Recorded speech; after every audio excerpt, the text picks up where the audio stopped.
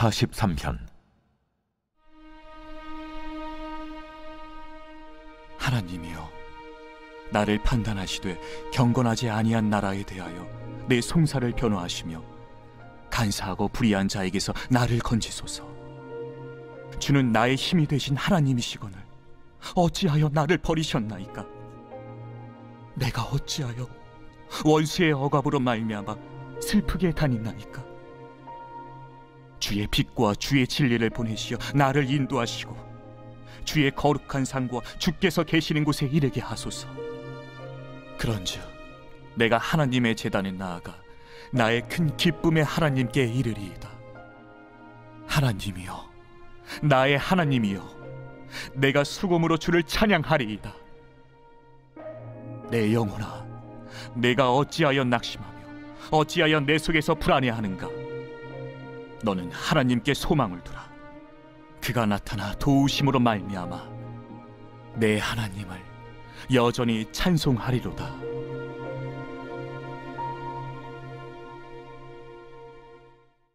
여러분, 혹시 여러분의 삶 가운데 무언가를 간절히 기다려 본 적이 있으신가요? 아니면 하나님의 응답을 기다리다가 그 기다림이 지체되어서 그 응답을 기다리는데 그리고 그 응답을 위해서 기도하는 것을 포기한 적이 있으신가요? 어제 아브라함의 이야기가 오늘 본문 말씀과 이어집니다. 이 아브라함이 하나님께서 주신 그 약속의 말씀을 받았음에도 불구하고 그 약속의 응답이 지체되어지자 하나님의 약속을 기다리는 것을 포기하고 불신앙으로 반응하게 됐죠. 그 일로 말미암아 이 아브라함의 가정에는 큰 갈등이 찾아오고 문제가 찾아오는 것을 어제 말씀을 통해서 우리는 확인했습니다. 오늘 말씀도 어쩌면 비슷한 일맥상통한 내용이기도 합니다. 우리의 삶 가운데 문제들이 얼마나 많은지요. 그 문제의 응답을 우리는 항상 하나님께 나와 기도로 아뢰고 또한 기다리는 과정 가운데 있는 것입니다. 어쩌면 기다림이라고 하는 것은 우리가 죽기까지 계속해서 이어져야 하는 것이고, 또한 기다림을 통한 하나님의 분명한 뜻이 있다는 것을 우리가 발견해야 하는 것이죠. 오늘 시편 44편의 이 저자도 말씀에 보면 이 경건하지 않은 나라와 또 불의한 자로부터 받는 억압과 송사로 인해서 하나님의 구원을 기다리고 있습니다.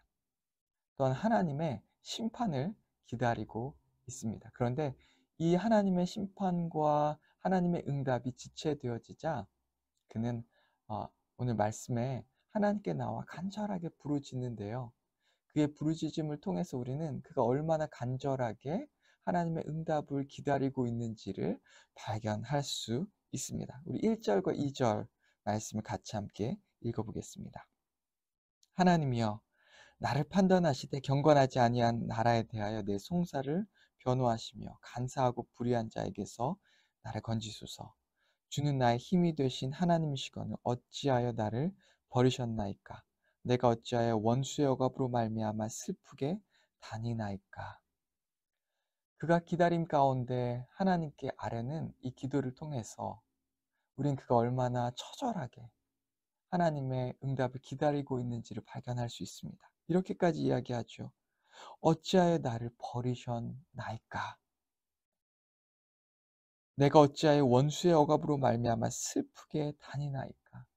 원수가 그를 얼마나 억압했으면 그는 이런 고백을 하나님께 드리고 있겠습니까? 우리 가운데 이런 일들이 참 많습니다. 문제 가운데 그 문제가 일어난 원인도 모르고 또한 그 문제를 가지고 하나님께 나와 기도했음에도 불구하고 그 응답이 지체되었음에 하나님께 나와 이렇게 간절하게 부르짖을 때가 얼마나 많이 있습니까? 그런데 우리 로마서 5장 3절에서 4절 말씀을 보면 하나님께서는 환난을 통해서 환난은 인내를, 인내는 연단을, 그리고 연단은 소망을 이룬다라고 하는 말씀을 하시죠. 결국 이 문제를 통해서 환난을 통해서 하나님께서 이루시는 것은 우리 안에 연단된 성품이고 그리고 그것을 통해서 소망을 포기하지 않고 소망을 이루고 또한 우리 주변에 낙심한 사람들에게 그 소망을 나누어 줄 수 있는 복음의 사람들로 우리를 훈련시키기 위함이라고 하는 하나님의 숨겨진 뜻을 또한 발견할 수 있어야 하는 것입니다. 오늘 본문에서 이 저자도, 시편의 저자도 살펴보면 이 고통 가운데서, 이 문제 가운데에서 문제의 답만을 기다리고 있지는 않습니다. 그는 문제에서 자신의 시선을 돌려서 그리고 다른 것을 바라보기 시작하는데요. 그가 무엇을 바라보는지 오늘 본문을 통해서 같이 찾아보겠습니다. 3절과 4절입니다. 주의 빛과 주의 진리를 보내시어 나를 인도하시고 주의 거룩한 산과 주께서 계시는 곳에 이르게 하소서. 그런즉 내가 하나님의 제단에 나아가 나의 큰 기쁨에 하나님께 이르리이다. 하나님이여 나의 하나님이여 내가 수금으로 주를 찬양하리이다. 문제 가운데에서 문제에 집중하고 있던 그의 눈이 조금씩 고개를 들어서 하나님을 바라보기 시작합니다. 성수를 바라보기 시작하죠. 그리고 예배와 찬양으로 나아가는 이 저자의 모습을 우리는 발견할 수 있습니다. 맞습니다. 결국 문제와 시험에서 하나님께서 우리로부터 정말 원하시는 것은 우리가 하나님께 집중하고 또한 그 문제 가운데에서도 여전히 하나님을 믿음으로 말미암아 하나님을 찬양하고 예배하는 것을 하나님께서 바라시는 것입니다. 하나님께서는 어차피 우리의 문제를 분명하게 해결해 주십니다. 그리고 우리를 이 죄악된 세상에서 그리고 우리의 죄로부터 구원해 주십니다.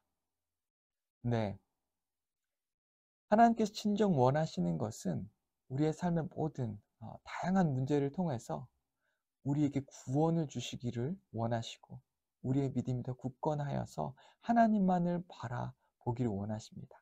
그래서 우리가 우리의 인생 마지막에 결국 구원에 이를 수 있기를 하나님께서는 원하시는 것이고 그 작업을 놀라운 하나님의 섭리를 이루어 나가고 계신 것이죠. 오늘 여러분 어떤 문제가 있으십니까? 위기 가운데 놓여 있으십니까? 그 문제와 위기 가운데에서 여러분 오늘 시편의 이 저자처럼 하나님을 바라보시기 바랍니다.